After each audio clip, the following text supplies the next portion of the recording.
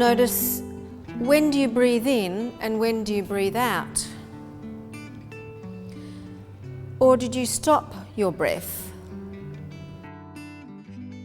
The group classes consist of a series of structured movement explorations. So we begin on the floor often, or in some place where a person can first of all learn to relax themselves. In the Feldenkrais method, we learn to sense what is there and how can we move it in the easiest possible way.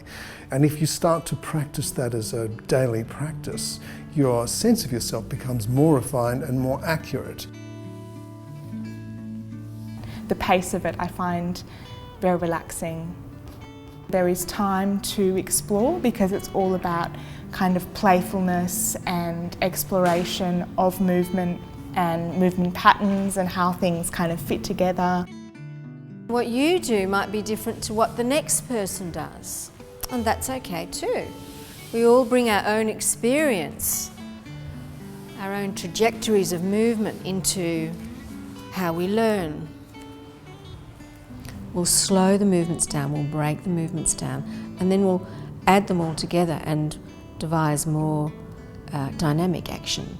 Because effectively what we're after is that we want to be able to use our bodies in the ways that we want to do. And you swing yourself back and forth, and it doesn't matter if you get it right or wrong. As with all the classes, we can be playful. It teaches you how to use your full potential of your body. And say if you're tight all the time, it helps loosen you up, and it can make you happier as well.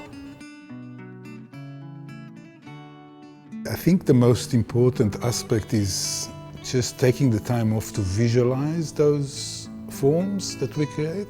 This is where we really get in tune with our body.